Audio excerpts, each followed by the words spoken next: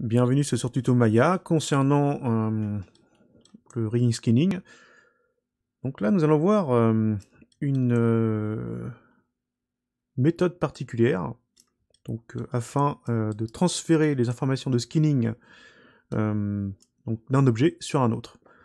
Donc là, concrètement, ce qui se passe là, c'est que j'ai une animation sur laquelle j'ai animé un squelette et j'ai fait donc un skin sur le corps. Donc il y a un corps qui est juste en dessous et il y a un vêtement que j'ai placé par-dessus. Donc là on voit qu'actuellement le vêtement qui a été rajouté ne bénéficie pas du skinning.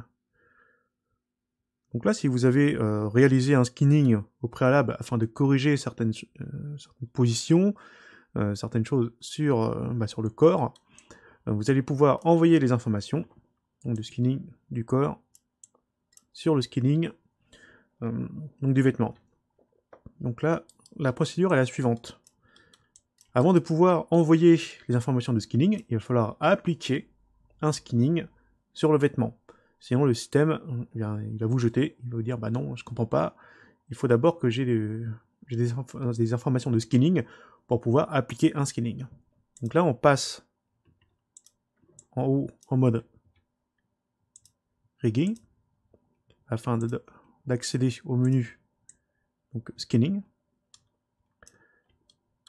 Une fois qu'on est là, donc là bizarrement il va falloir replaquer donc un skin sur donc la nouvelle modélisation, donc le vêtement, parce qu'actuellement il est complètement rigide. Donc là la question qui va se poser, mais à quoi ça sert de replacer un skin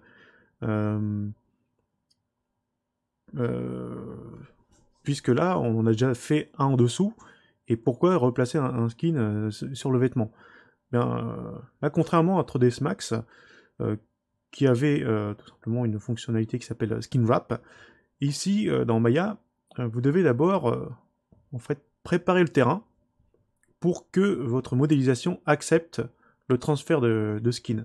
Donc, et pour qu'elle accepte ça, elle doit être skinnée. Donc là, c'est ce qu'on va faire. On sélectionne le vêtement, on sélectionne ensuite le squelette, et on va réappliquer donc un bind skin, donc avec les réglages par défaut. Donc là, je peux faire un reset settings et j'applique mon bind skin. Une fois que le bind skin est réalisé, donc là, on voit bien la différence entre les deux. Donc le skin du corps qui est en dessous, donc j'ai fait un traitement, j'ai fait quelques modifications, et c'est pour ça que là, on a quelques différences entre le vêtement et le corps qui est en dessous. Donc là, avec sans le vêtement, avec le vêtement. Donc on voit que le vêtement, lui, il est vraiment distordu.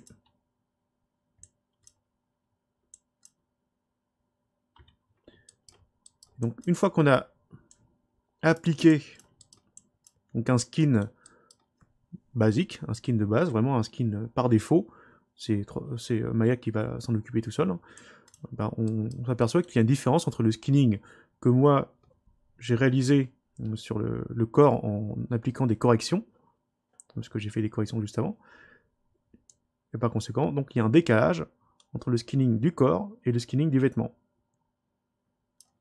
Donc, une fois qu'on a appliqué le skin sur le vêtement, maintenant on va pouvoir sélectionner le corps, puis en faisant Shift clic gauche, je rajoute le vêtement donc pour désigner donc la source et la cible. Donc la source, on l'a choisi en premier, et la cible en deuxième. Une fois qu'on a fait ça, on peut cliquer sur l'option ici qui s'appelle Copy Skin Weights. Donc en cliquant dessus, Copy Skin Weights, qu'est-ce qui se passe? Donc là, les informations de skinning avec donc tous les poids qui sont sur chaque vertex vont être envoyés donc par proximité, par zone, directement sur la modélisation qui est donc proche de chaque vertex. Donc, par conséquent, maintenant, si je déplace, donc là, ici, là, le lecteur, le curseur de la timeline, maintenant, nous avons des déformations qui font que ça matche correctement. Donc évidemment, il faut faire un bon skinning et des bonnes modifications sur la modélisation de base, celle qui vous sert de source. Plus ce sera correct, plus ce sera beau, harmonisé, plus ce sera parfait en gros, hein, et mieux sera le résultat lorsque vous allez copier ces informations de skinning vers la cible. Donc là, le processus est vraiment très simple. Tout simplement, ce qu'il ne faut pas oublier de faire, c'est d'appliquer d'abord un skin comme on l'a fait pour le corps qui est juste en dessous.